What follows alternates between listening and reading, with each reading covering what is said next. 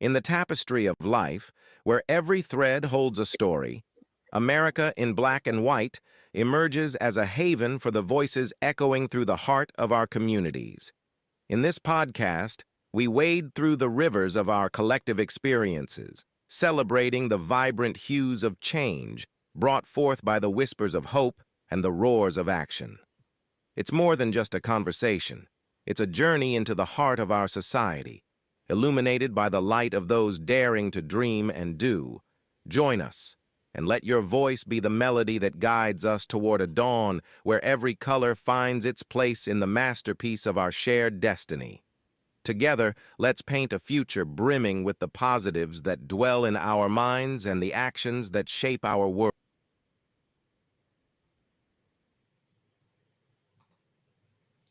Good evening, ladies and gentlemen, and welcome to another episode of America in Black and White, where we discuss the issues that plague the underserved and marginalized communities and how we can best solve them.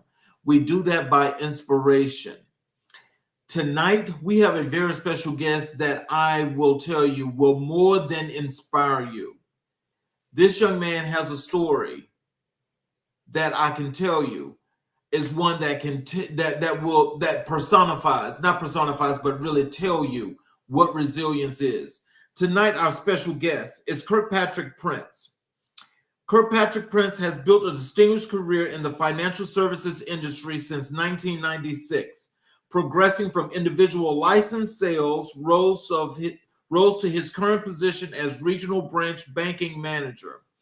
A proud alumnus of New York University, where he is enrolled in a dual degree program in organizational behavior and change, undergraduate, and human resources management, graduate. With major life changes, the birth of his twins, and death of family members, he took a break from his studies. As a devoted single father to 6-year-old twin daughters born via surrogate, Kirkpatrick balances the joys of parenthood with his responsibilities as the only son among 7 siblings, including being a caretaker for his parents. After recently undergoing surgery for 3 brain aneurysms, Kirkpatrick experienced a profound shift in perspective, recognizing the importance of prioritizing his health while continuing to provide for his family. This realization has inspired him to refocus his career, blending professional aspirations with personal well-being. Kirkpatrick has resumed his studies and added a certificate course in human resources management with Cornell University.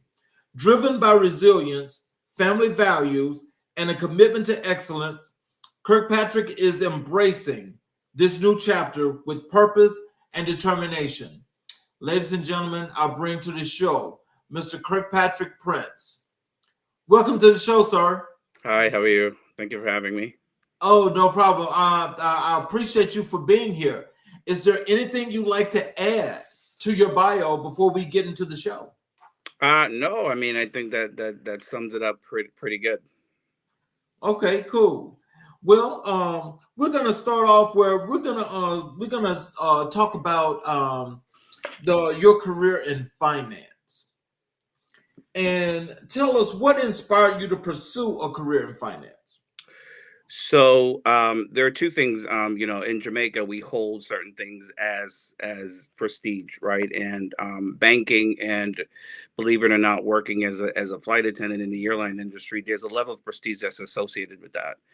And banking was the way I wanted to go. So when I migrated from Jamaica back in 1996, I started my banking career as a teller at with Chase when they were merging with Chemical Bank. That's how long ago it was. But but I started in that field, and I just never stopped. Because again, it was something. It was one or two of the things that I wanted to pursue, and I chose the route of banking. Oh, wow. So was it like one of those things for you in getting into finance that you were just a natural numbers guy, or was it just one of those things that you just aspired to do? I don't think that I'm a numbers guy. I hate math. to be honest. And I think I think the misperception, the perception is that people think that if you work in banking, you are normally prone to or gravitate towards being mathematically inclined, and I'm not. There are programs and everything that you do. You basically add, subtract, divide, multiply. If even if you do all four, I mean that's a lot. But I don't think that math was part of the reason why I chose that route. I love people, and I Mhm. like interacting with people.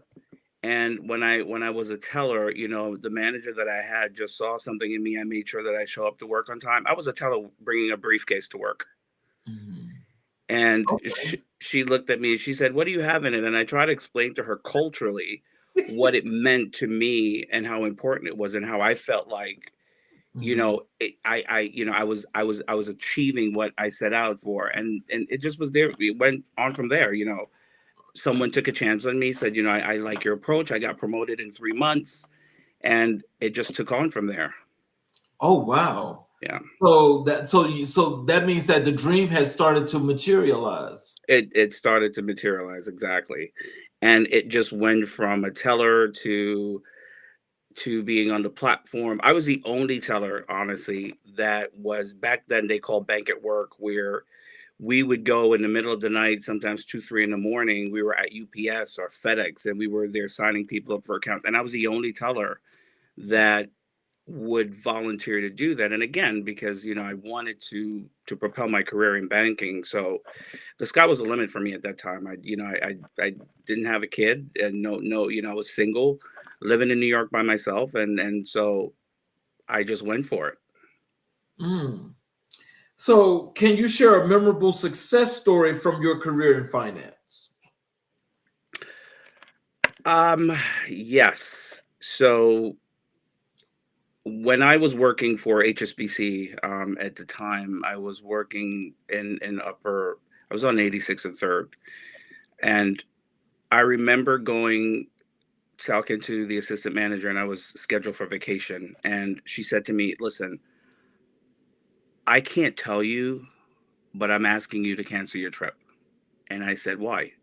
And she said, "You've done tremendously well in sales. You are one of the few employees that work as hard as you do."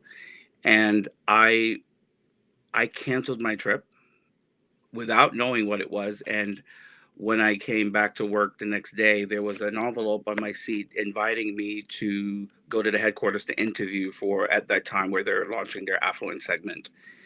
And that's where my career took off. I became a licensed banker. I had my insurance license, my securities license, and I was promoted to a vice president, at a premier banker with HSBC, managing affluent clients who had investable assets of more than $200,000 with the bank. And so it just that was the mark. That was the moment when my career kind of like made that major shift, and it took off from there. Okay. Well, what are some of the biggest challenges you faced in the finance industry? The biggest challenge is, and I think this will resonate with a lot of people who are in the industry and who've been in individual sales, is that you are constantly being measured at numbers. You're just as good as the last sale you made. And so it became, more difficult when you had other banks who started patterning the affluent segment, where now Citibank got into the game, Chase got into the game, a lot of other institutions got into the game with the affluent segment. And now it became a competition, and it became where what differentiated you from the other institutions was yourself. And so you had to work twice as hard. It was never always where you were being successful at your sales, and you have to, it was one of those things where if you survived past noon, you knew you had a job. And before, it was never like that, but it became that, where it just became, it was all about numbers. And if you weren't producing, then you were either going to be you were going to be ousted. So, how do you stay current with the ever changing financial markets? Well, is understanding people. I think one of the things we miss the most is that we see people as numbers, and we don't see people as people or as individuals. And I remember a colleague of mine always say, you're always so friendly with your clients. They seem like they're your friends. And I'm like, the one thing you have to do is you have to connect with someone on their level, right? I spoke to every client individually. I never sounded like I was a car salesman.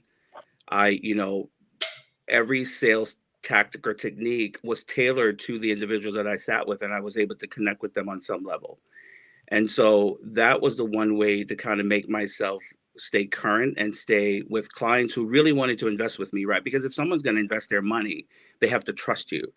And so, for me, it was so important to get to know them beyond just what they do professionally, beyond what they had in their bank account, but to get to know them, their families, and so on and so forth. Because if they're going to invest their money with me, they'll be with me for quite some time. So I think that's what actually I used to separate myself. Right.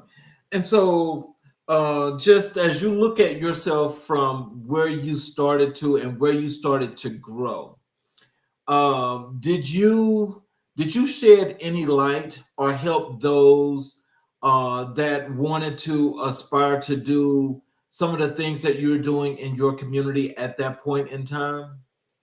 I did. And even though at the time I was not yet in management, again, being someone who, was not born here and, came here and had to fight and struggle to get where I'm at.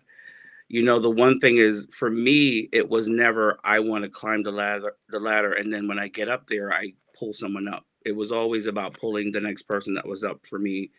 I embraced my community. I had more, I was more prone to help individuals that were like-minded and was like myself, and so on and so forth. And so, it was always that I would coach, and that's where I think, the leadership aspect of it came in, because I would always try to coach my, whoever was not making the sales that I was making. I would always ask, what is it that you're doing? Like, walk me through it. And, I was always, sometimes I would jump in to make a sale for them, and I would say, hey, this is how you do it. You're going to give you a lot of training, but you have to tailor it to you. And so, and I've always been that person who wanted to help and to bring the next person along with me. Oh, wow. What role does technology play in modern finance, and how have you adapted to it? So, technology has played a major part in finance. And I think over the years of being in finance for so long, since 1996 to now, and seeing, how we've actually evolved with technology, it's we have what we call emerging affluent. And Mhm. so you have individuals that these are younger people who are just now getting into their profession, who are masking wealth, and they're the ones that are more technologically advanced. I myself, I don't consider myself to be this big great tech person, but I had to learn. Some Mhm. people like to, one of the things we were not able to do was to text, though. That's the one thing, and for regulatory reasons, we were not able to do that. But we had to get into someone that does not want to come in for an interview, for an appointment. You'd have to use Zoom. You would have to do all sorts of creative ways and things to actually help with the sales. But now we have AI that has now been introduced in banking, and so we have all those different things, and it's impacted us tremendously in a positive way. Actually, if you're not willing to learn and to Mhm. adapt, then you're not going to have a lasting career in the industry at all. You know, the thing that amazed me. This was like maybe a few years ago, when AI had really started to gain a lot of traction. And they were just putting it out there, like doing the PSAs. AI is coming, and when they were the story initially when it came to professionals was that AI was going to take over for everybody that was in the accounting arena, the bookkeeping arena, and it was some other part of finance. I can't remember. Right. And so I think when people started to get scared and they was like wondering, like, well, what the hell's going on here? What does that mean for me? I think they were overreacting. And I'll Yeah. just tell you why. I Okay. think they were overreacting because AI does a lot of things, and there are a lot of things that the capabilities of it can just be the best things in the world. But I still think when it comes down to it, despite how big it gets, that they're always going to need people in the financial arena. What Of is course. your opinion? Absolutely. I think I think people tend to overreact. And again, when you're not directly in the industry or know the inner workings of it, we tend to see things that we tend to listen. We tend people just like the stock market, right? It goes up and down, and it's all based on emotions. It's based on how you feel today. If you feel like something's not going right, you either sell, you either buy, you do whatever, and that's how it goes up and down. But with technology, I think being on where we call this is the consumer banking platform and being customer facing, where you need a teller, and you're going to have someone that's going to be back there. Now they may reduce the staff count, but Mhm. you will always have to have that human element, someone who wants to invest. You will always have to have someone. You can do it by televisit, but you have to have an actual person that's actually sitting on the other end of that screen to talk to you about the different products. You need a physical manager that's going to be in the branch. I don't think that AI, where we are now, and I'm not sure if we'll ever get there. We probably will. But for now, in the next couple of decades, I think technology is not going to completely replace the human element. Mm. Well, so but then as you think about it, though, I mean, like, do you think that could be like per industry?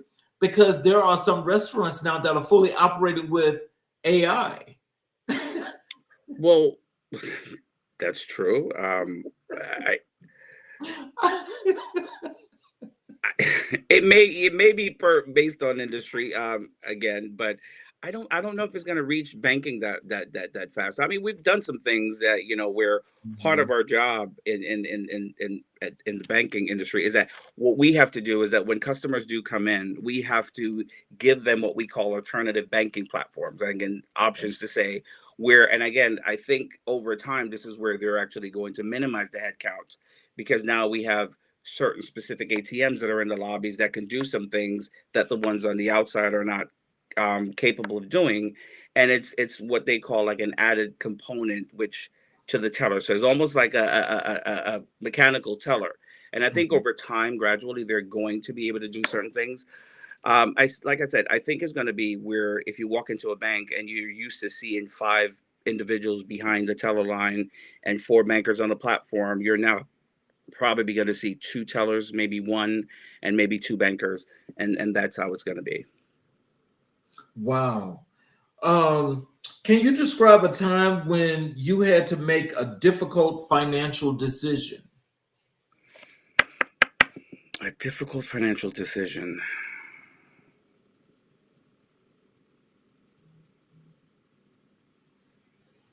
Yeah. Um, it was very difficult to do, but I think it ended up turning out well. I gotta say, about 3.5 years ago, when my then husband, and I decided to separate, and we had a house in New Jersey in Teaneck, and it was difficult because we had to figure out, at the time my daughters were born, and we'll get into that later. But Mhm. I had to make a decision to sell, and we were doing it at the height of the market, where prices were like skyrocketing. We had made such a home there. I was not able to manage the finances individually by myself, so we had to sell, and I ended up moving to Richmond, Virginia, with another opportunity within the company that I was working with. But it was not something that I wanted to do. I think we made such a home for that with that house. And right now, the value of that house is so much more greater than what we sold it for. But it wasn't a great decision. I think when we cleaned up that house and we both stood there and we're like, it was, yeah, it wasn't the best time for me. Mm. So, do you ever go back to visit and see what the house looks like now? I do. And I kept the so my pediatrician's office is about 5 minutes away from the house, and so every so often, like I take the girls to the pediatrician, I drive by, Oh, wow. and my neighbors who are on both sides of us always say, "Could you come back? Could you come back?" The house is run down, and I look at it all the time, and I get so upset because I put so much work into it. I even built my own pergola in the backyard during the Oh, pandemic. wow. Yeah, after watching 3 YouTube videos, I embarked on it, and it was beautiful. And Mm. to see it, I went over to my neighbor's yard and I kind of peeked over, Mm. it looked like a forest in that backyard. I don't know what they did, and so it hurt. It hurts a lot.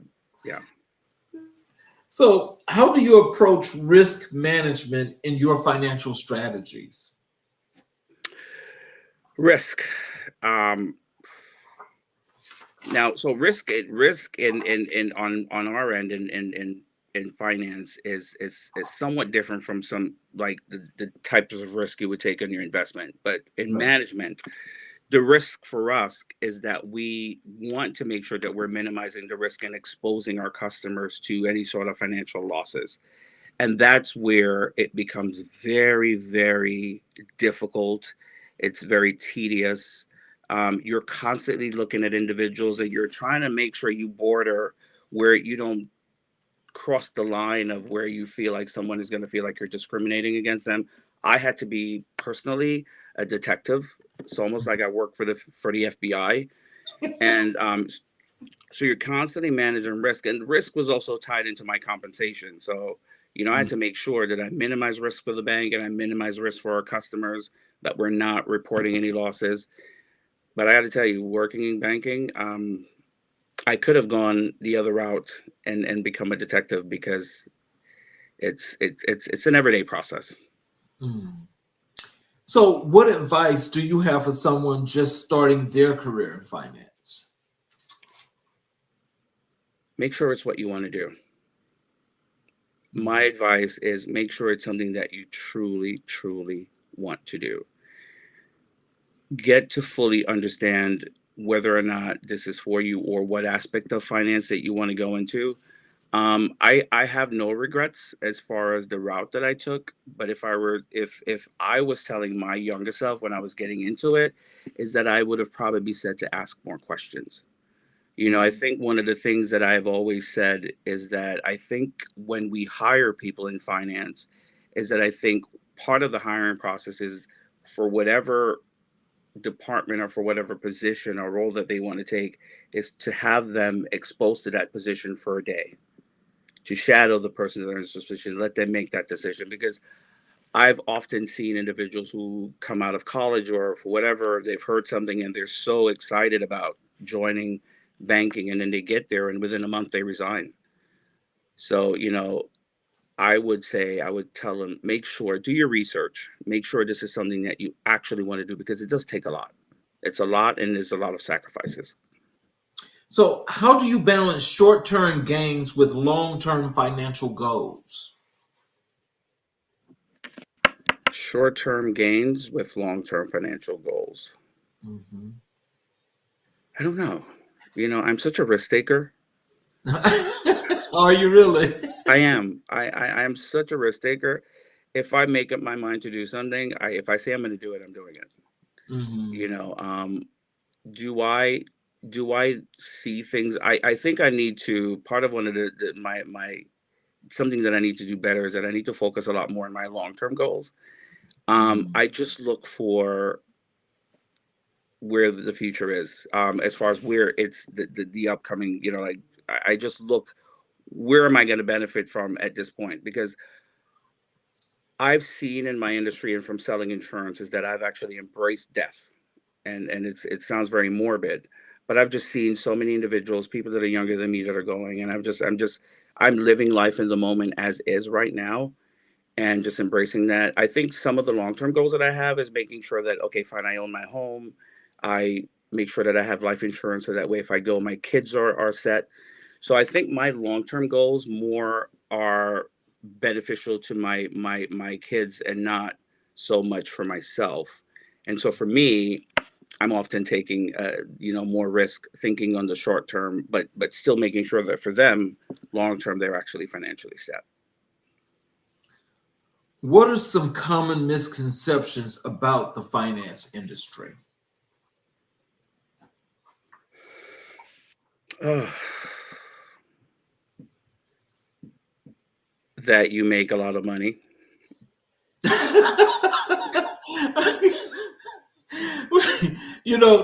I didn't think about that, but I do know people do really think that since you're Yeah, playing around a lot of money, that you make a lot of money. Yeah, and and some people see my title as a vice president and think that, oh my God, he's bringing home the bacon. It's not always the case.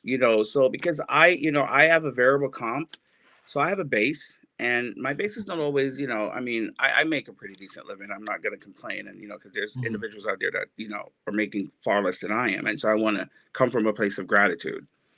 But at mhm, the same time, I do have responsibilities, and people think that I make my base is so it's to be honest, like they think it's like way up there in the six figures, and that's not always the case.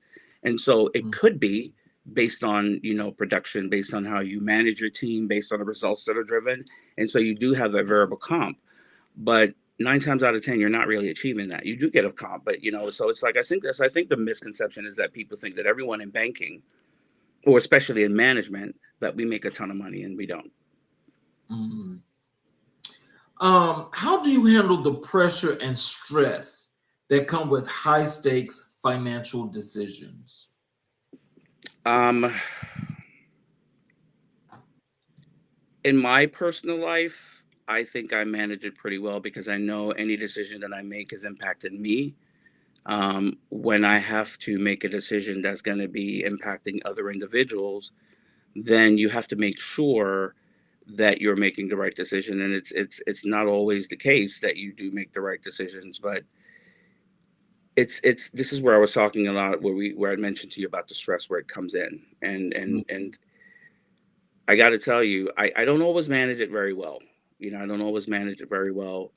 I get overwhelmed at times, but the one thing I do is that I reach out to other people. I don't know everything, and so I'm always utilizing my resources.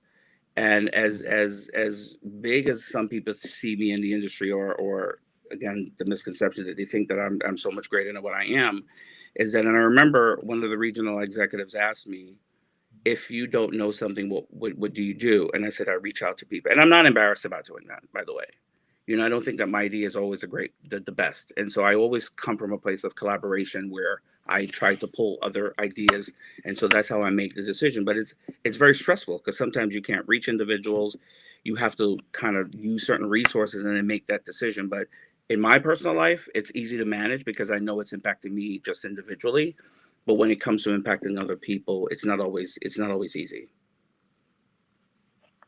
Um, can you share an example of a successful investment strategy you've implemented? A successful investment strategy that I've implemented. For me personally, buying and selling homes. Mhm, I've after selling our house in Teaneck, and we did make some a good return on our investment. I actually went ahead when I went to Richmond. I bought another house, and I tend to buy houses that needs rehab, mhm, because I can see things. I think individuals look at a house and they go in and they see a paint color and they think that's it. But I look at four walls, and is the bone and the structure of the house intact? And so I've been successful at doing that for myself personally, and mhm. so I think that's one of the things that I want to embark on later on.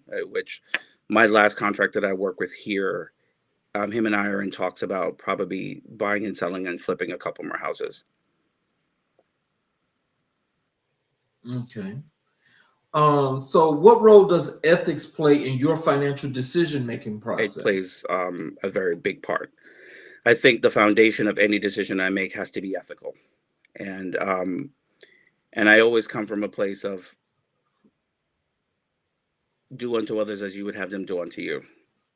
And so how it's going to impact me, I always want to make sure that it impacts the same individuals that I have to make those decisions on. And I sometimes, when I talk to my employees, I always say to them, what if your parents walk into the bank? Would you want someone to do right by them, or would you like them to sell you something what they know they don't need? So I'm always coming from a place of ethics when I coach my team, and if they do something, and I'm always asking, and if I feel based on that it was something that they've sold a customer a particular product simply just for their gain, I've made the decision to reach out to our team, and I've actually pulled the commission from them. because I don't think that they did the ethical thing. And so ethics is very, very important for Oh, me. And you know, now that I'm a dad, I always want to make sure that what I do, that I'm a role model for my daughters to come to go out in the world to be good, decent human beings. But ethics is very, very important, and especially is very important in banking too.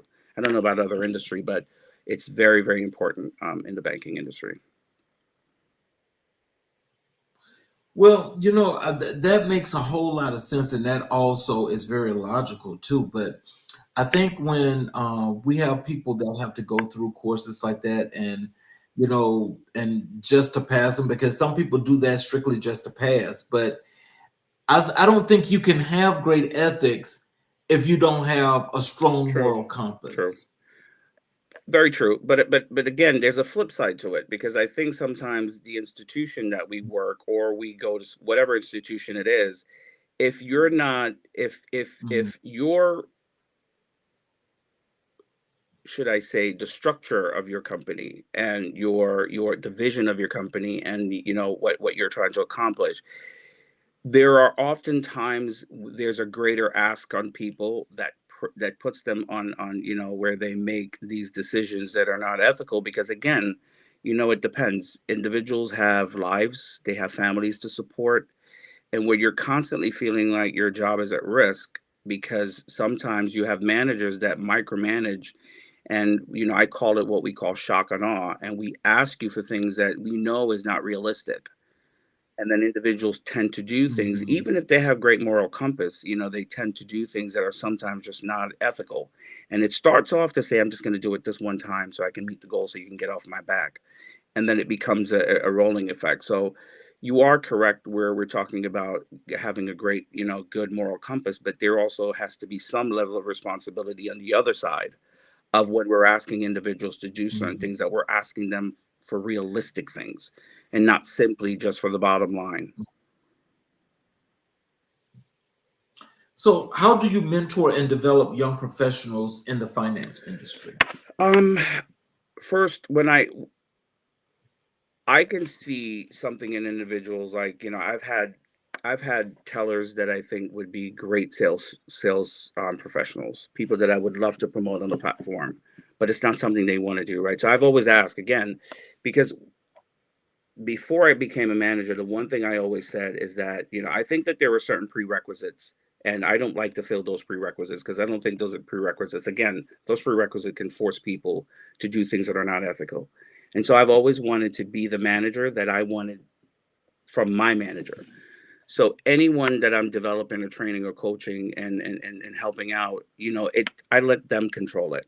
You know, you tell me what it is you want to accomplish, and then we can talk about it. And the first thing I'll ask you is like, so okay, so this is what you want.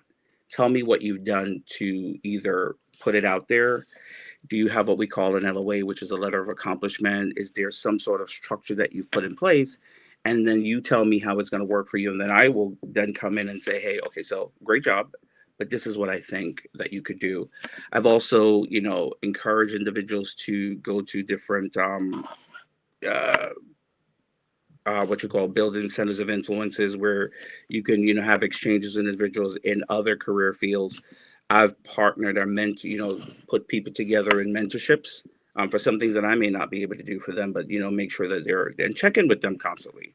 You know, but again, it's always great to have someone to control their own destiny, with me being at the back of it to kind of like push them and to give them the encouragement and to help them as much as I can. But tailoring something to someone based on what I think is not going to be successful. So, what are some key qualities that make a successful finance professional? Ethics um, is one. Having the autonomy to make decisions and standing by them. Setting realistic Mhm, expectations for yourself and your clients, and doing the right thing all mhm, the time. Doing it the first time, doing it all the time, and mhm, constantly be in you know, constantly trying to advance and excel yourself. You know, constantly trying to, you know, there in banking you have what each bank, they may have what they call like a banking college. You know, take up individual courses within that bank, you know, making sure that you're skill building yourself, you know, to know and so I always say mhm, you have to be willing to embrace change because it's always changing in the industry. And so if you're going to be one of those individuals that are Mhm. constantly going to give pushback and constantly be negative, and if you come to me with something but you don't have a solution, you can't. I'm always welcome to someone coming and telling me something, but have a solution. Don't just always come and complain to me. And I think that's the one thing you constantly have to do is you have to embrace change. You have to embrace change because that's how you learn Right. from it. And also throwing out your ideas. Not embrace candor and not be afraid to speak up. So as we wrap up this finance part, of your illustrious career, what are some of the things that you want people to take, as some tidbits of some do's and don'ts in finance to establish a wonderful career? Do's and don'ts. I mean, I'm going to embrace some candor right here, right? Don't be cocky. Mhm. Don't be cocky. Always be willing to help the next individual. It could be six of you on the banking platform with the same position. And if you see someone that needs help them. I think that goes a long way. Mhm. In banking, it says it's who wants to get ahead the fastest. Help other individuals. Don't do not, and I mean do not. If you feel within your gut that something's going to go wrong, it's going to go wrong.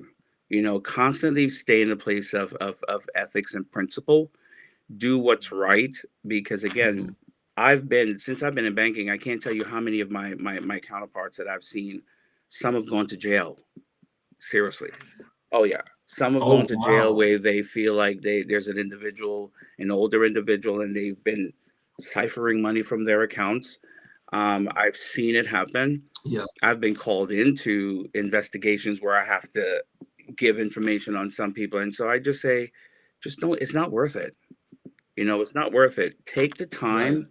If you want to have a career in banking, you have to have patience. It's not going to happen overnight. And I must say, I'm going to throw this out there for individuals like myself, who I say that are Black or African American, however you identify. It's not always very easy, and we have to work twice as hard, and we have to have twice as more patience, and not give up, and align yourself with the right people. Do the right thing, align yourself with the right people, and seek a mentor. So let's transition over Uh, into fatherhood. And let's just talk about that, and tell us a little bit about you're transitioning into fatherhood, the things in your life that you think are really important that people should know and understand. Fatherhood is amazing. It is by far the best decision I've ever made in my entire life. I don't think that I would ever make another decision that would stack up to being a dad.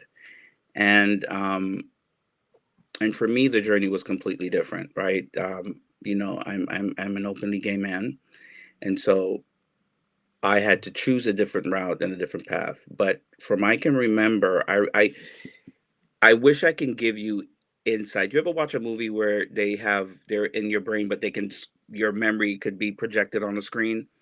I wish that my Yes. memory could be projected right now, that in the very moment I knew I wanted to be a dad, where I was. I was in high school, and there was this Mhm. choir that came from the US. I was in Jamaica, and they were singing, and we had Mhm. devotions every single morning before we go to school. Huge. And Yes. there were these kids that were singing, and I don't know why, but in that moment, I knew I wanted to be a dad. And it has been something that Oh wow. it never left me. Every decision I made, I started saving when I started working. I started saving my little money and putting it aside because I knew I wanted to do something. Um, but yeah, it is absolutely amazing. My entire life is focused right now around my daughters. I have two beautiful girls, Olivia and Zoe, and I will do anything for them. Um, the air I breathe is for them. And so what I want people to know is that beyond what you see is I'm a dad. I'm a dad first and foremost before anything. And yeah, I love my daughters. I mean, unconditionally. I often cry sometimes just because I'm extremely happy that I was blessed enough to be to have my daughters. Oh, wow. So, how has becoming a father changed your perspective on life and On love? life, I see the world through a different lens. You know, some things that I would just typically I was one of those individuals who were so, I don't want to say cruel, but very opinionated about other people when they have their kids, and I wasn't a dad right at the time, and I would always say, oh, I would never do that with my kids. I would never do that with my kids. I don't understand how this parent will do this. Kids are in the mall and they're throwing a tantrum. Like, I would never do those things. And so until I became a dad and I started living and having the experience, I understood that there are other aspects, things that we don't see, that, you know, we're so quick to judge Mhm, someone about how we would do it. And mhm. until I started living it, that completely Right. changed my mind. It completely shifted me. You know, my daughters, I take them to the mall and they start to throw a tantrum, and I'm like, oh God, I'm one of those parents now. You know, so you know, you just never know. And so I think from that perspective, it's completely given. I have a whole new different perspective of what parenting is. Mhm. And so, what are some of the most rewarding aspects of fatherhood for The you? most rewarding aspect of fatherhood is I'm trying to. There's so many, but Mhm, just seeing how my daughters are progressing. You know, I remember. So my daughters were born premature, and I know 36 weeks is some people may not consider it when you're when someone's when a surrogate is carrying twins, right? And when we had to, and for context, my daughters were born in Kenya, and I chose the route to surrogacy in Kenya because it was far, you know, cheaper than to do it here in the States. And they were born premature, and having to fly to Kenya and to raise them. And I give a lot of praise to my mom and my sisters because culturally, you know, even though I was I'm a boy, I still had responsibilities to help to raise my nieces and nephews. And so I learned a lot. And when they were brought here, and I remember seeing the pediatrician, and he said to me, "What are you feeding them?" And I said, "What do you mean?" And he said, you know, they're progressing on the normal spectrum of kids that were brought to full term. And so I was trying to mhm, explain to him what we do, because Jamaicans, you know, we'll boil our cornmeal porridge, or we'll make plantain porridge, or we'll do certain things. And so I started doing that at 3 months, mhm. and just to see how they were progressing, and to hear him say to me, I don't know what you're doing. I don't know what all of that you just explained to me, but continue to do what you do. So just to hear the pediatrician tell me and to validate some of the things that I know, and doing it as a man without a female around, you know, and to do it on my own, Mhm. it's the most rewarding thing. So, tell us about some of the trials and tribulations that you went through, you know, in getting to being a father. How did those things occur before and after? So the trials. Um, Yes. First of all, let's put it this way. I went out on a limb, and I know what I tell people is I was criticized for the decision I made in doing the surrogacy. Most people said, you're taking a risk. You don't even know this agency. I mean, I Googled it, my friend. I Googled. And I did a lot of research. But when I Mhm, saw that the Wall Street Journal had done an op ed on this company, I said, okay, fine. So I think that they're legit, right? And I took the risk of paying the first payment. And my husband at the time was not happy about it. And he said, listen, I don't know why you're taking this risk. And I said, you know what? You don't understand how important it is for me to be a dad. And I did it anyways. We flew to Kenya. We did what we did, came back, and it was a lot. It was a lot of ups and downs. You know, we had a surrogate that pulled out. They could not do implant the embryos. It was just constant back and forth. And at one point, I wanted to give up because at the time I said I was 44, and I said, if I have to get to 45, I'm not doing this. And I said, because I'm not going to be 50 running around in the park with kids. But emotionally, it took a toll on me because it was just constant. Like I would talk to the embryologist and I would talk to, and he would say, well, we're going to do the implants this week. And it was scheduled. And then I'm sitting down waiting to hear. And emotionally, I mean, I had to see a therapist because it was breaking me. It was tearing me apart. And then when they finally found a surrogate and so we were moved from, we had gone to where the area that we started off was in Mombasa, and then they moved us over to Nairobi, and we were the first in what they call IPs, which is intended parents, to have done it in Nairobi. So we were like trial and error, and that in itself was very stressful too. And but they did the surrogate, you found a surrogate, everything went well. And then once we got there and we saw the babies, it was amazing. My husband and I, we were super thrilled. But, and not to knock anyone about Kenya, but it is one of the most, I gotta say, it was very corrupt there. Everything you do, you had to bribe people. There were days we did not think, Really? yeah, days we did not think that we were going to be able to take the girls home. There were days where you couldn't move around. We were confined to the house we were renting. Because individuals just it was just a lot. Even down to the officials, like one of the judge that had to issue the order for us to leave the country. I think she was also tied in on something because she had me go to some place to do another a DNA test because she would not accept the one from the U.S. Embassy. And I had to pay thousands of dollars just to do one DNA test.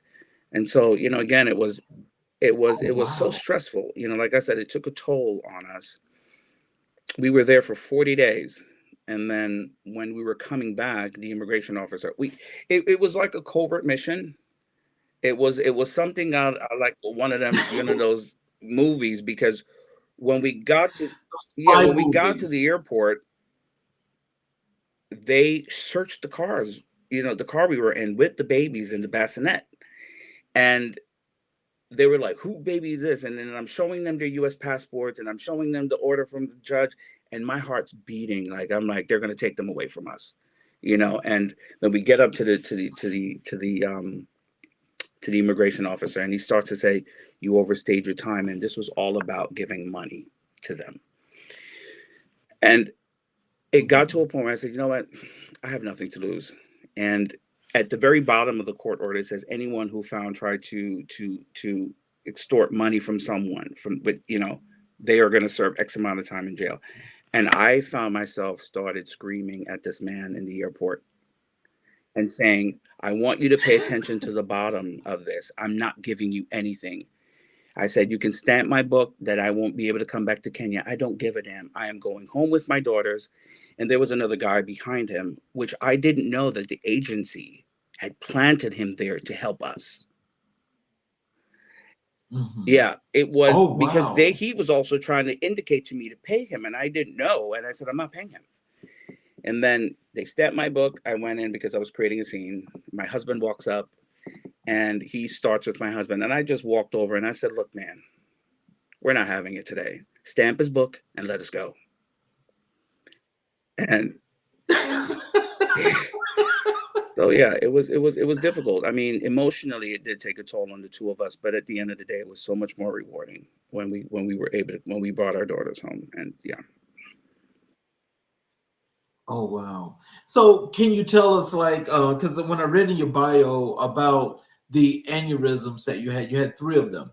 Was that before or after No, that was your after. So the daughters? aneurysms were last October. And I was Mm-hmm. commuting to work, and this is where I was telling individuals, like, if you want to get into banking, you have to make sure you're asking the right questions. Know that this is something that you want to do. I'm never going to tell anyone that they Mm-hmm. should not try to embark on that career. But when you take up a responsibility of managing a team and managing a sales process and having to put out numbers, and my commute time to work was anywhere between 2.5 to 3 hours each way into Manhattan. Because where we Oh bought the house, wow. it was a pretty good school district. So the choice was, I did that because I wanted my daughters to be in a very good school district. And I started having, and with aneurysms, they call it the silent killer. You don't get any warning, but I was having a lot of headaches, and it was from the stress. My blood pressure was elevated. I was taking medication for that. Um, I went to the emergency room twice from being at work, and I remember the morning I was driving into work because I wasn't feeling that well, and I parked the car in the garage, and as I'm walking, I took my glasses off. And as I took my glasses off, I started getting dizzy again, and I started seeing black spots.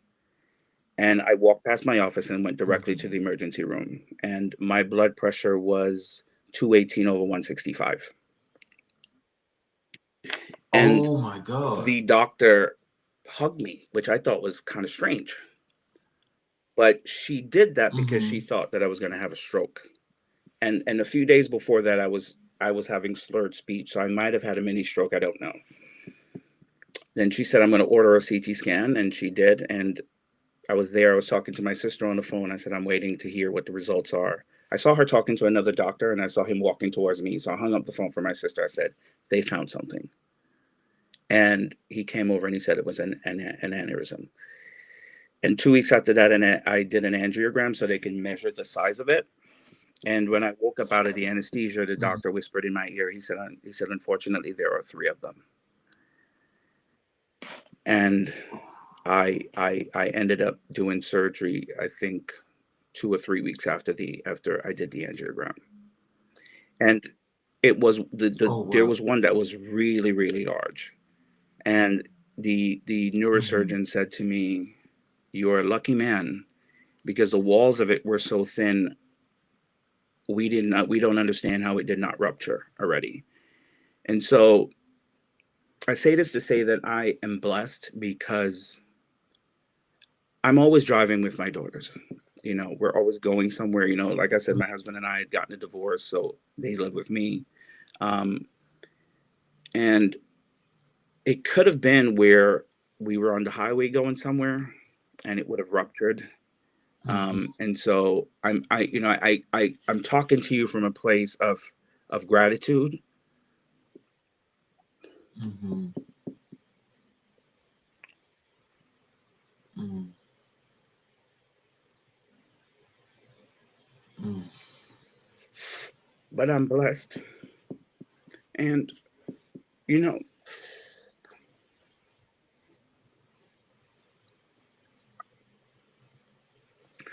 being home, working so much, I didn't get to see things with my girls. And they're 9 minutes apart. And the oldest one was having issues with sleeping and she would snore a lot. And so we were just chalking it up to, she'll grow out of it. Maybe it's just she has a cold. And being home where I'm now able to pay attention and to observe and to watch her.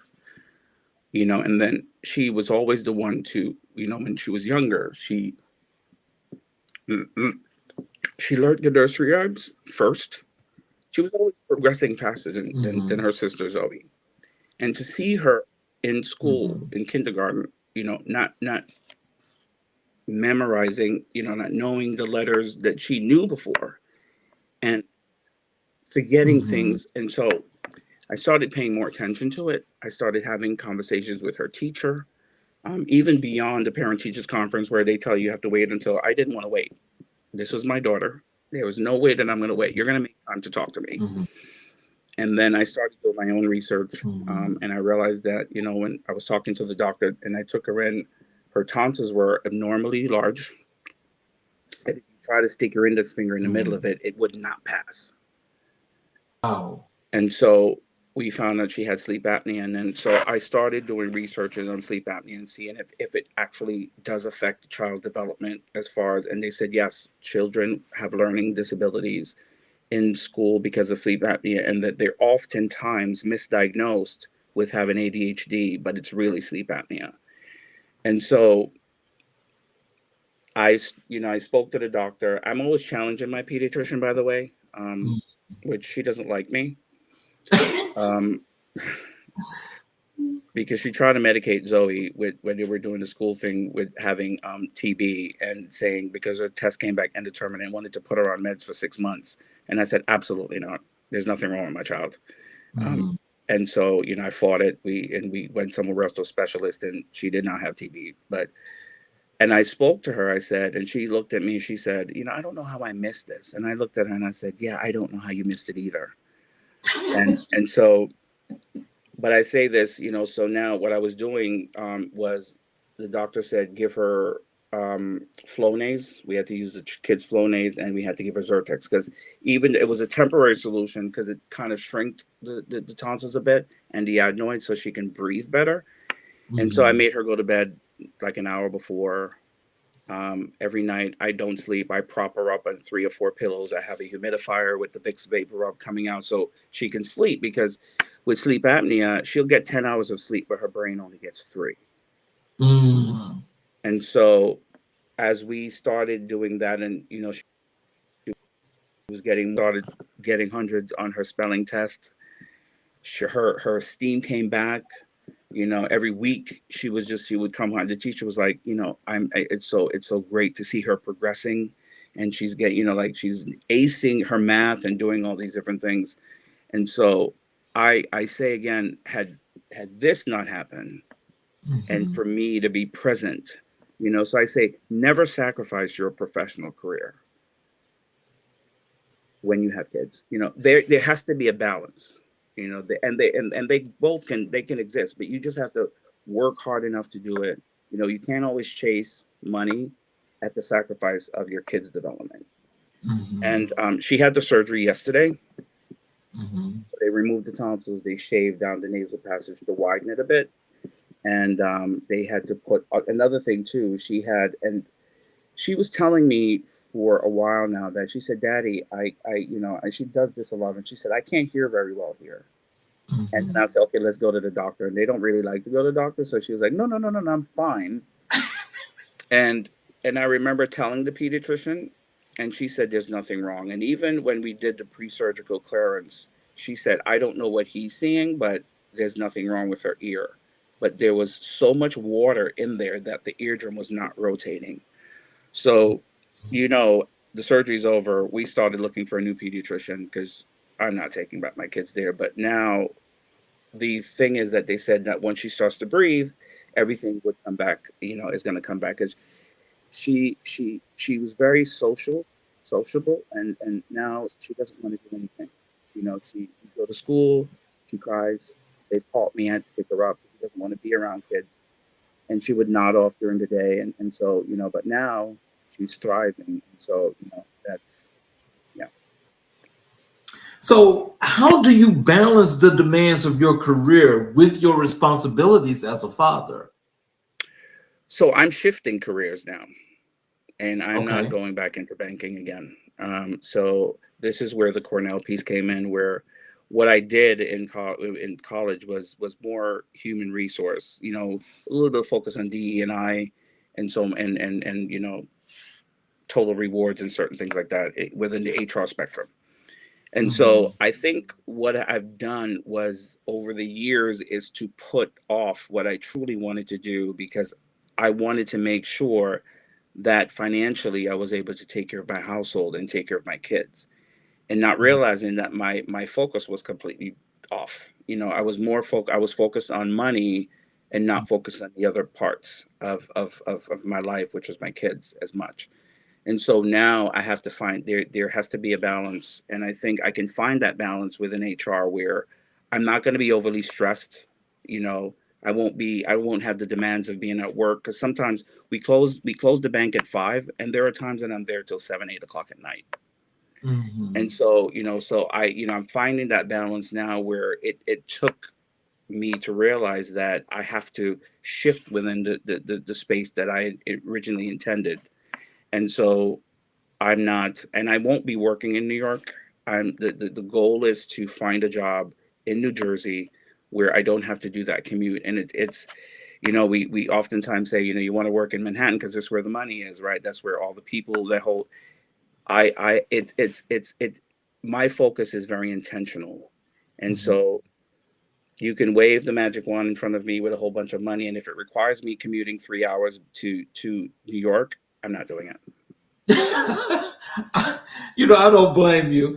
And I gotta say, I think once your mind was made up, what it sounds like to me is that you knew that it was time to make a solid decision, create a solid foundation, and live with it. Yes.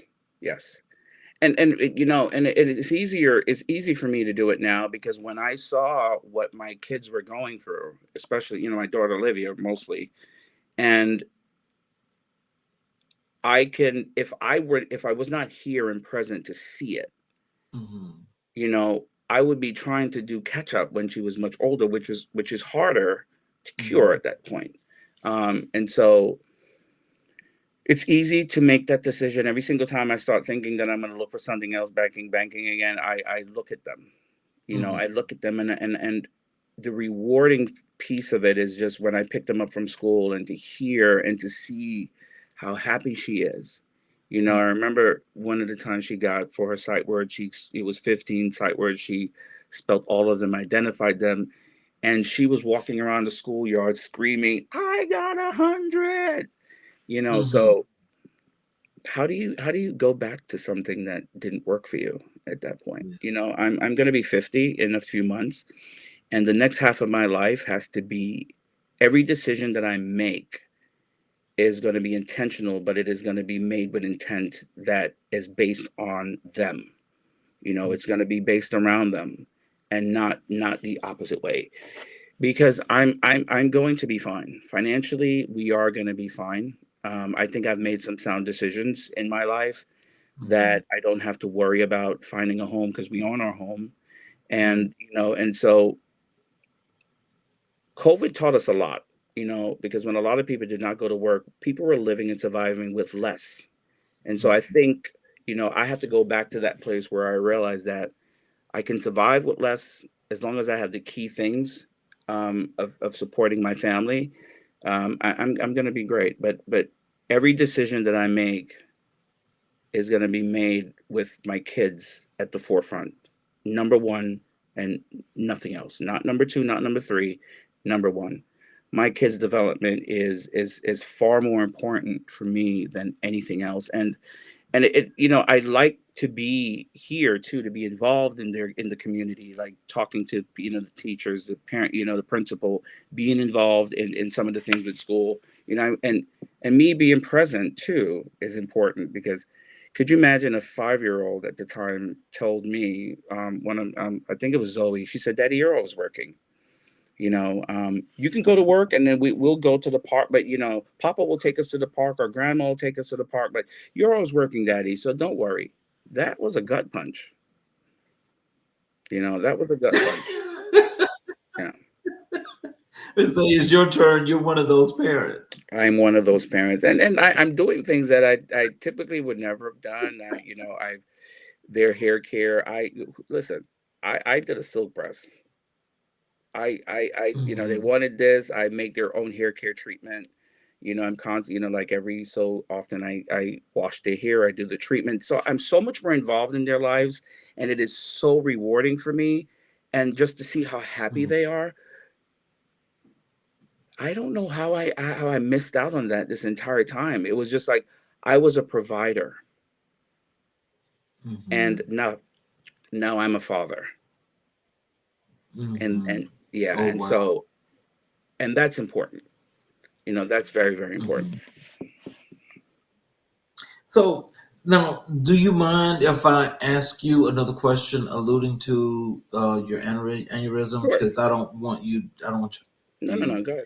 I don't want you to break down. But I mean, well, okay, because like this is the thing is because you're shown and you have shown so much resilience.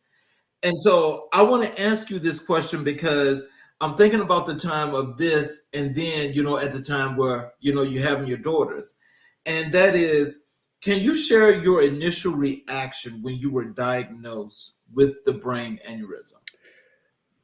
I laid in that hospital bed in the emergency room, and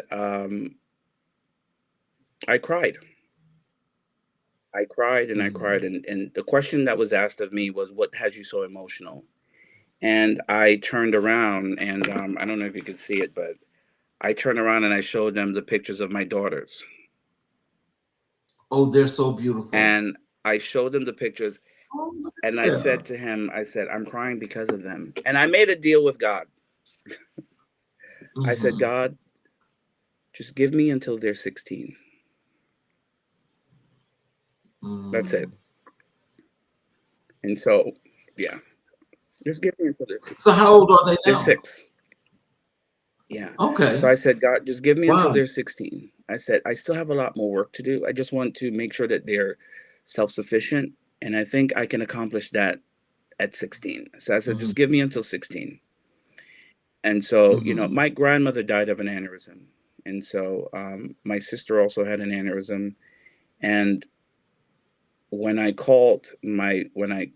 came home and I told my mom and my dad, and I called all my siblings and I told them, like everyone broke down, um, because 60% of individuals who have an aneurysm does not survive.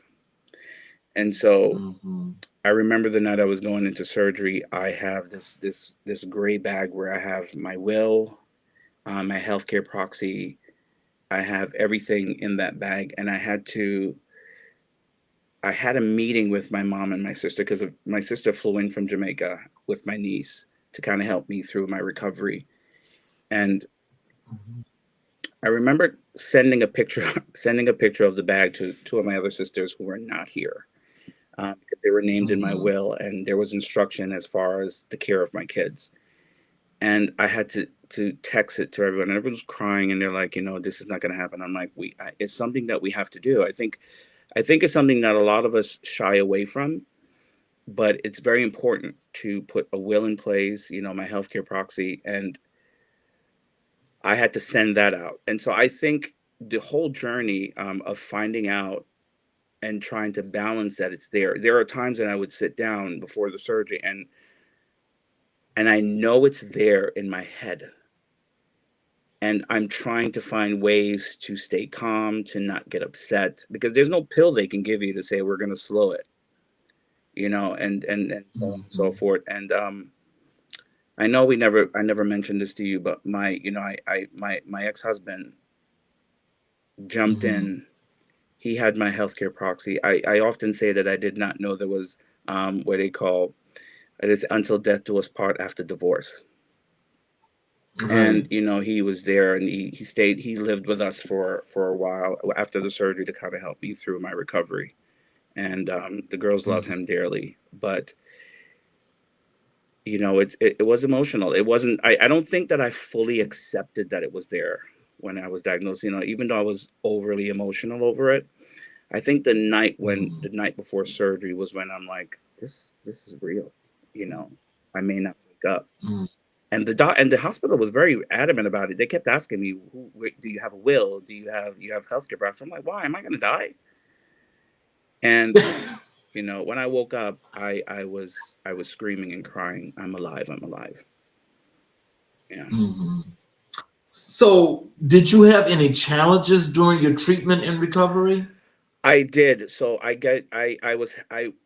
was easily fatigued, so I couldn't move around too much around the house without getting really, really exhausted, and that took a while. I still have some of that now, where I get fatigued easily. I was having some memory lapses, which is gone. Um, Around the incision, I had like a water buildup, so they had to put me back on some more steroids, and so on and so forth. But one of the things that is there, and I don't think is going to go away, because I started talking to other individuals who had an aneurysm, is that so the half of this part of my head is completely numb. When I run my hands across here, I feel it, but I'm only feeling it to the tip of my fingers. Like I can do this and Oh, nothing. oh It's wow. been since October. I don't think it's going to come back. I did meet a guy when I was in Aruba 2 weeks ago, and it was the first time I've actually gone away without my kids. Um, and I Mm. saw the same cut, and I asked him if he's lost sensation and feeling in the side of in half of his head, and he said yes. And he said it's probably not going to come back. Mm. Wow. So, can you share a memorable moment or experience with your children that you'd like to share with us? Yes. Right before the surgery, and my daughter Olivia, she's the emotional one. She's the one who Mhm. would always say, "Daddy, I'm going to take care of you when I get older. Don't worry about it." One day out of the Mhm. blue, she just came to me and she said, "Daddy, I want to have a daddy-daughter date." Oh And wow. they watch YouTube, and I said, "Where did you learn that from? Daddy-daughter date?"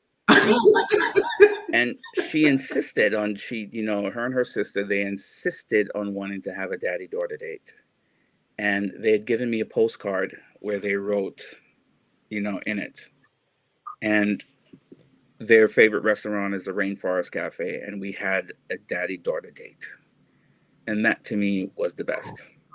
It wasn't something that I put Oh in wow. place. I didn't mention it. They just both came to me and said, "Daddy, we want to have a daddy-daughter date." And so, it's she and they saw me crying. Um, and they both, it was Olivia that saw me crying, and she said, "Why are you crying, Daddy?" And I said, "Because I want to make sure that I'm able to take care of you." She went upstairs and she got her sister, and they both came down and they both hugged me Mhm. and said, "Daddy, you take care of us. When we're sick, you're always the one." 6-year-old girls, and so Uh-huh. that moment and the daddy daughter date, yeah, I'll never forget that. Wow. So, what values do you strive to instill in your daughters? To be honest, to speak up, to never let anyone silence you, um, but do it respectfully.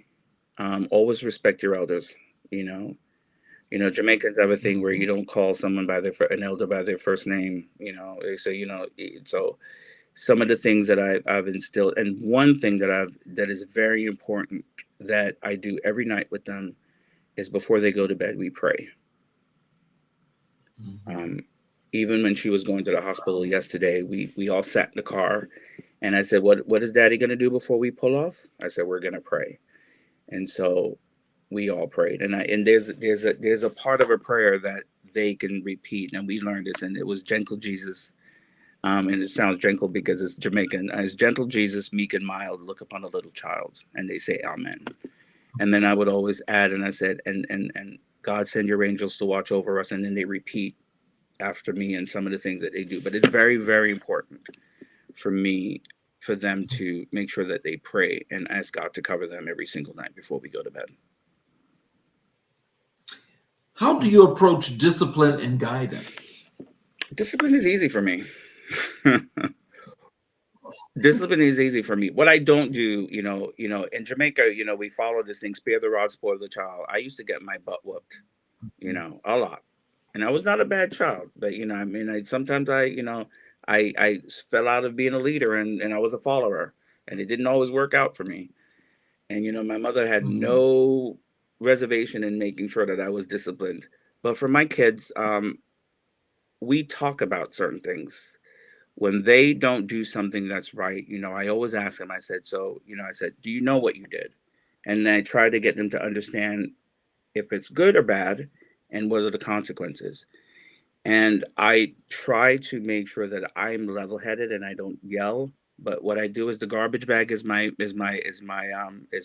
favorite, because whenever they do something, I get a garbage bag and I take it upstairs to their room, and I say, so we're going to decide which toy we're taking away from you today.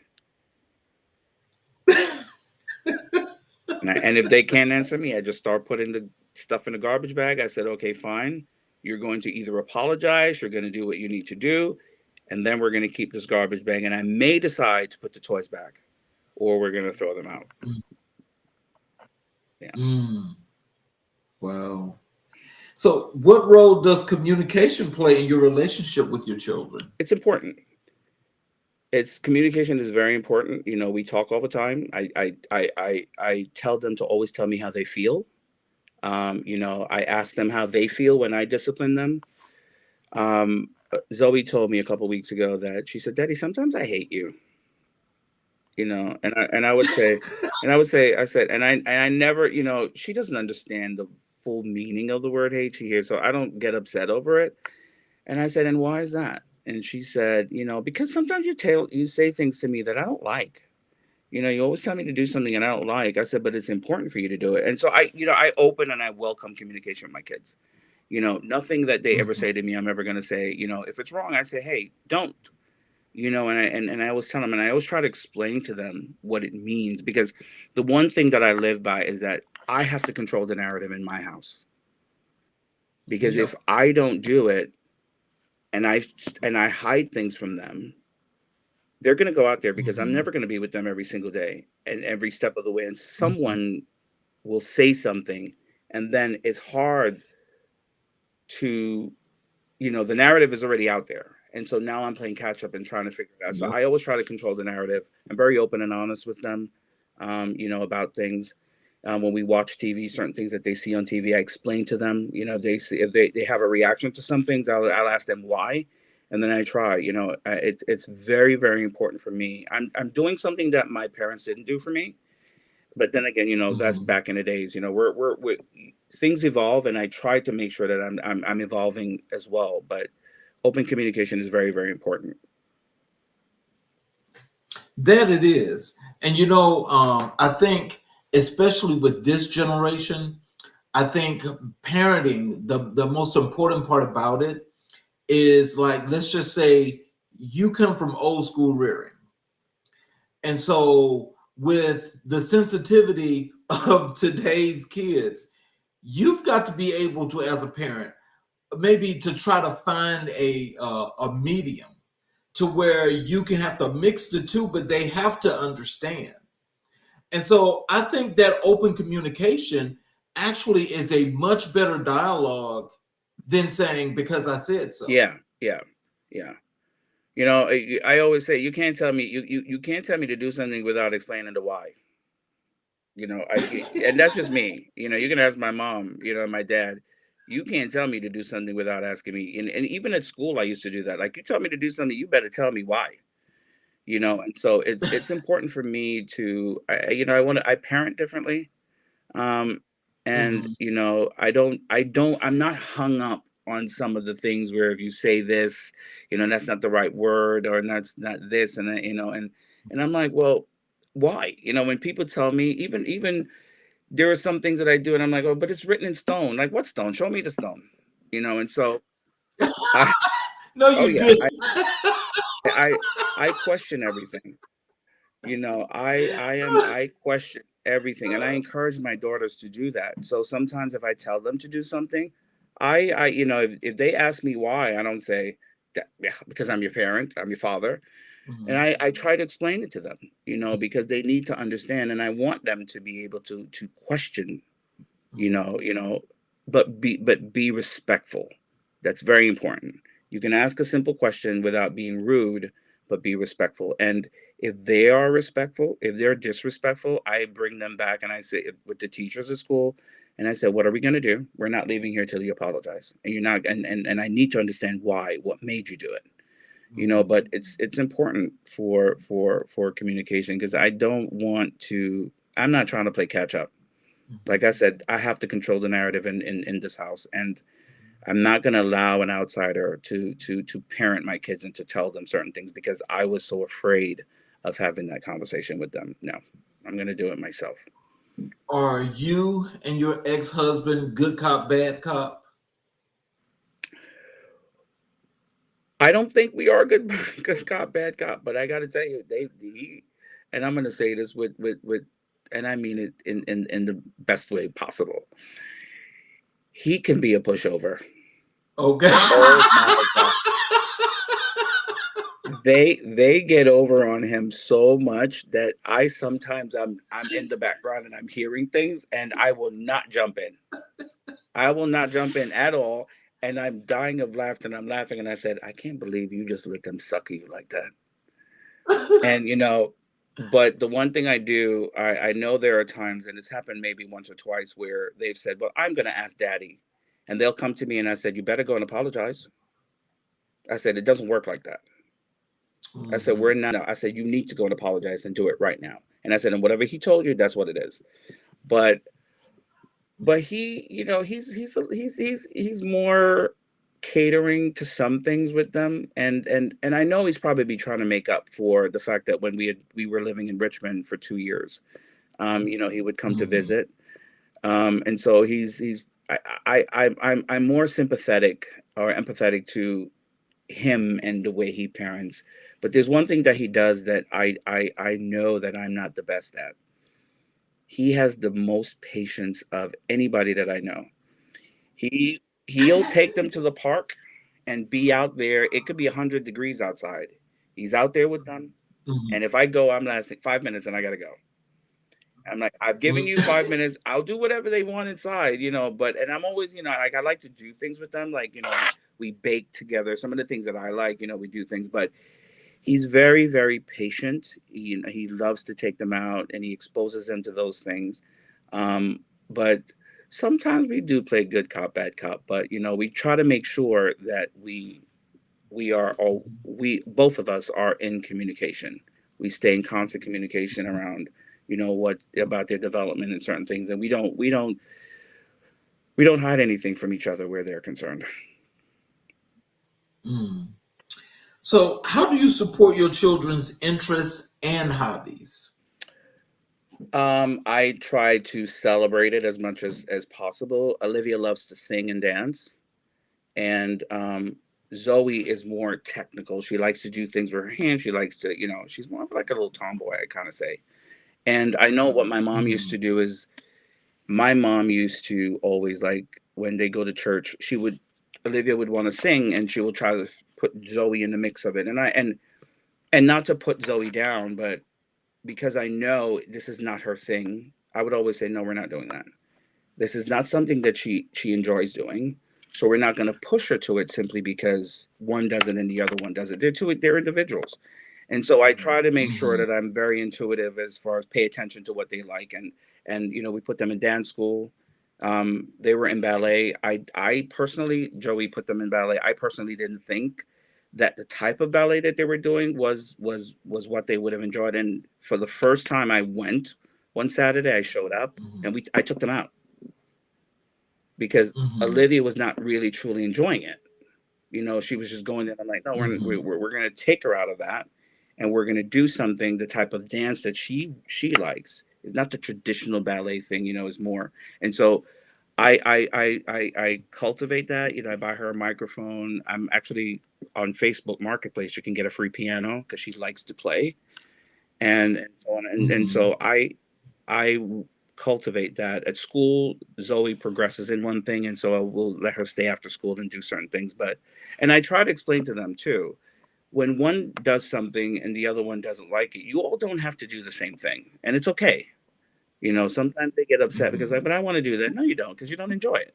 And when I ask, do you really enjoy it? No, but I'm doing it because my sister likes it.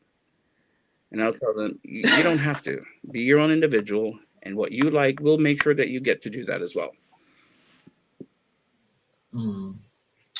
So, what advice do you have for new fathers navigating the challenges of Give parenthood? yourself some grace. Give yourself some grace. when someone offers to help, especially in the very beginning, take it. Um, Mhm. it was difficult in the very beginning because, when they tell you it's twins, you feed them at the same time, they're going to go to sleep at the same time. That's theoretical. It's not going to work, and it never does. But when when people were offering to help, I turned it down because I was so protective and I felt like I didn't want to expose my kids. Take the help, reach out to family, take the help, especially for individuals in the LGBT community. Take the help. Mhm. People often say, we're not traditional families. I hate the fact that they say that because what is traditional really, honestly? Right. So Right. I say just take the help, reach out to your community. I was blessed enough to have my family present, to be there to help us out. My sisters were, they were always here. I rotated my sisters. One was here 6 months, the other one was here, and my mom was here. And my mom, lives with me too, and my dad, because I also helped to take care of them. But just give yourself some grace, and you're not going to know it all. And if it means that you have to Mhm. take a parenting class, take it and don't feel any way about it. But I also have to say, also allow yourself, your natural abilities are going to kick in, and has nothing to do with Mhm. gender. Some females don't tend to have more natural abilities than men do. When you have a child, you will know Mhm. what's needed. So allow Mhm. yourself to be open to that, and don't feel bad if you feel like you made a mistake. It is, and there's no such thing, just and question. Please, I always say, question your pediatrician. If something doesn't feel right to you, do not, simply because they're the one that's in the profession, but they're not the parents of your kids. Question them. And if they're not willing to give you the answer, or they push you off, then find another pediatrician. Don't Mhm. be shy to question. So let me ask you this. I mean, has have you from any of your friends that's inside the LGBTQ community, have they gotten the opportunity to meet the girls and have some fun with them, chit chat, chatter, and so forth? Oh yeah, they do. I a lot of my friends have come over. So that's some of my girls. Olivia said, "Daddy, I have a lot of uncles and aunts. Like I don't understand." Because it's always this is Uncle Jamal, or this is Uncle Dean, or this is, I think for me, a lot of when we had our girls, we were doing it when surrogacy, it really started becoming more, prevalent in our community, right? It was Popular. popular. And I think our journey was a little bit different because majority of the individuals that we knew at the time did surrogacy here. So to hear that we took the risk, Mhm. and went to Kenya, like I said, my husband at the time was not happy about it, but I wanted to be a dad so badly, and it was something I was planning ahead of time. Because when I met him, the first question I asked him, I said, one of the first, I said, "Do you want to be a parent?" And he said, "Why?" I said, "Because I'm in the process of surrogacy." But they've met a lot of my friends, and so they have a lot, like I said, a lot of uncles and aunts. But I'm also very protective about who I bring in my space.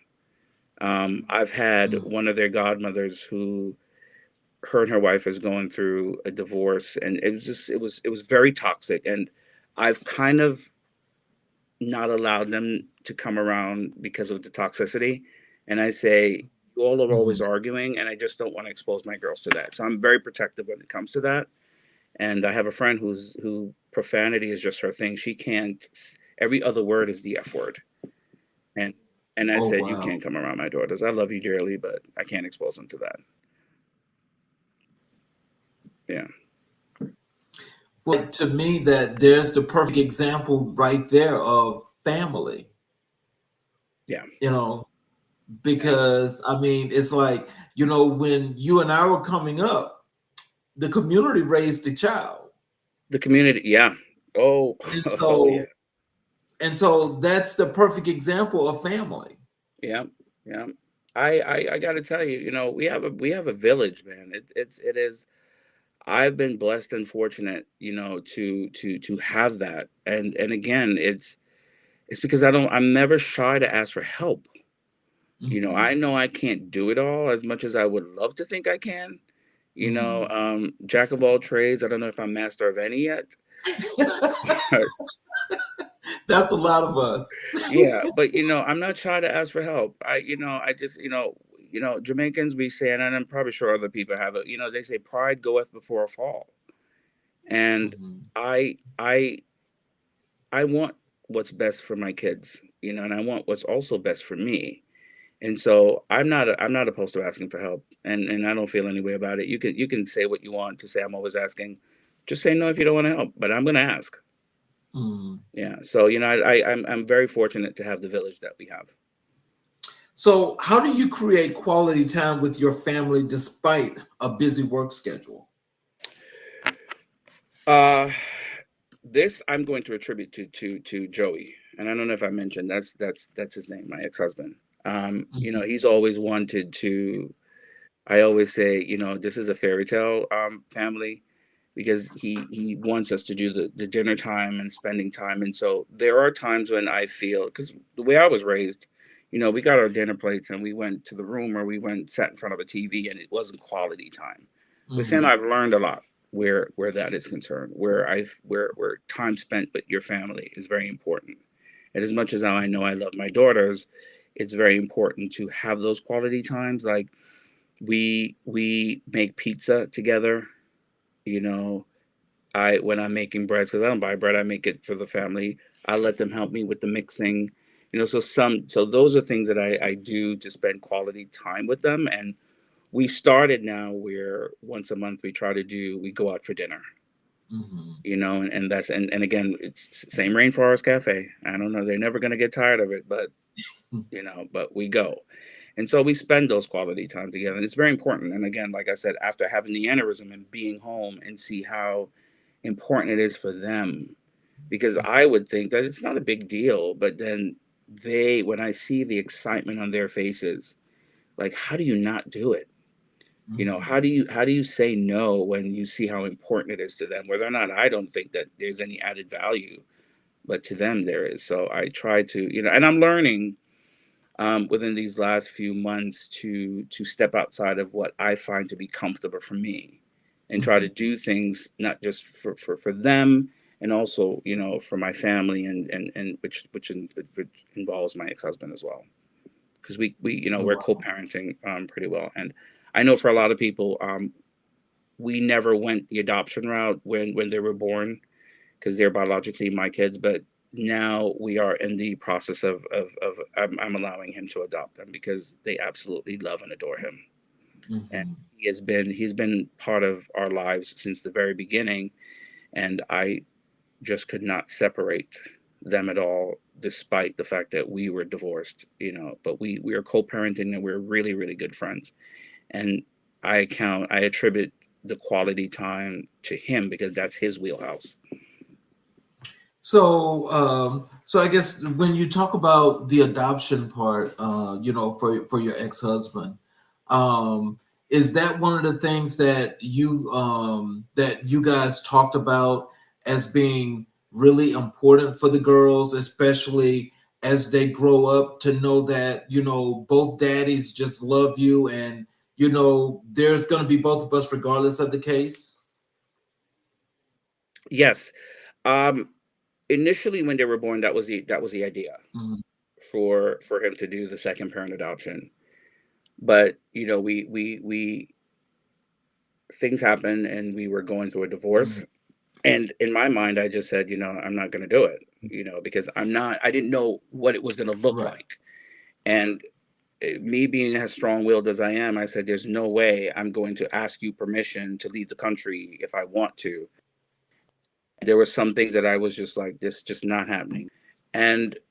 But I still allowed him to co-parent. Like part of our divorce, in the divorce decree, was that he had, time where he would take the girls, and he had them, a month out of the summer, and and other things. And so he would come and visit. So I never took that away. That I thought was very, very important. And I know some people at the time was like, the girls are young, they would never have known, why are you doing it? But for me, it was just, it was important. We didn't divorce because we hated each other. We didn't divorce because he didn't love the girls. And I know how important they were to him. And it was important for me to make sure that that stayed in place. And as we progressed over time and just to see the involvement and then the aneurysm too, it was important. They know him as Papa. They know him as a parent. When I put them in school, his name is listed as a parent, as a pediatrician's office. Some people say that we're still presenting as we're married. And I said, listen, Mhm. if it works for us, it works for us. But it was important for me. I think this is the one piece that is needed. And I think I have to do this for him. Because, like I said, I did not know that there was till death do us part after divorce.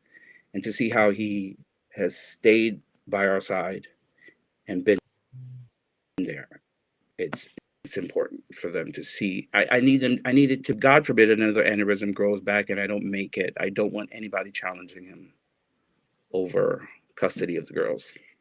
So, is there a Kirkpatrick and Joe reunion? Stay tuned. I'll be honest. We've talked about it. We have. There is a strong possibility of that. I'll be honest, and I'll just throw it out there because I believe in transparency. Right. He's moving back in April. Yeah, he's moving back in April, and I don't think that I've ever done anything without him. And like even for my home, he's on my deed, and I've done it strategically because for the girls, if I'm not here, then I need him to be able to take over. Mhm. And so I started looking into it, and I was talking to my therapist, and she said, "Well, you're doing this. Maybe you don't want to admit it, but like I said, we didn't divorce because of that we didn't love each other. There was just some other external factors that were affecting us, and at that point, I don't think that I was mature enough to deal with that, or I was unwilling to deal with that part, and it was easier for me to just say, let's separate. Mhm. And over time, our friendship just grew. And it's like there's a song, "Break Up to Make Up," Mhm. and you don't know what you have until you've lived apart from it, and then you see how important things are. And I think Yeah. that's where we both are Mhm. at the moment. Like when I bought the house here in Plainfield, he gave up his apartment, and he literally lives right around the corner from me. Like I can walk Oh to his wow. house. So Yeah. we definitely have got to have the reunion of the two of you and have you back on the show. Yes, and I know he would love. He actually, when I told him about the show, he's here and he was running around and like, "When are you got to put the lighting, the this?" And I'm like, I said, "Are you ever not going to be there for me?" That's just who he is. Oh wow. He's So yeah. as we come to the end, what are some of the things that you like to leave our audience with? Whether you want them to contact you, how they can follow you, just whatever you like for them to know. Um, you know what I want people to know is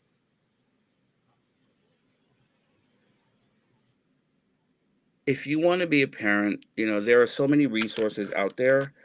Um, you can actually I wasn't prepared to talk about how to follow me, but you can actually you can look me up on Facebook. It's my I on Facebook is not Kirkpatrick, it's Kirk Prince, or on Instagram is Prince Kirk. And you can find me there. I've started where it's not official, but because a lot of individuals know about the surrogacy, I've been there to give them some advice and to kind of put them in contact with the agency that I use. But it's the one thing I want everybody to I want to leave everyone off with, and even if you don't have kids, you must prioritize your health over everything else. You have to prioritize your health over everything else. I at at at, at the time 49, I'm almost 50 now. Finding out that I had 3 brain aneurysms, it was scary. It was scary, and I think we chase down our professions and we chase down because we want to have all these accomplishments, and we chase down lives. Like, you have to take a break and enjoy life. because it's going to go, and it could go in that split second. So the one thing I want to leave off with everyone, and if anyone wants to, like I said, reach out to me as far as the surrogacy piece, but take a moment for yourself. It everything else that you have planned will come,